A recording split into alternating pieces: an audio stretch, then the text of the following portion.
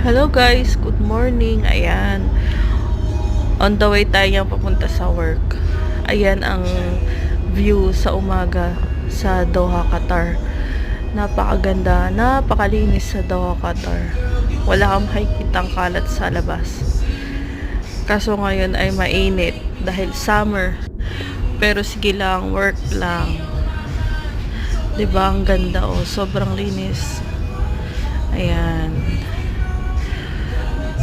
Pasok lang sa work. 'Di ba ang ganda? Yung kalsada na yan ay kahabaan yan ng Corniche. O, 'di ba? Napakaganda. Yan. O, 'di ba? Sobrang ganda niyan. Safe kaya dito sa Qatar, manirahan. Napakalinis, napakaganda. Mga facility nila dito, okay.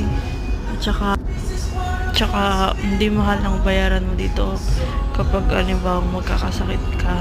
Kasi meron kami ditong health card. Tsaka mababait ang mga tao sa Qatar.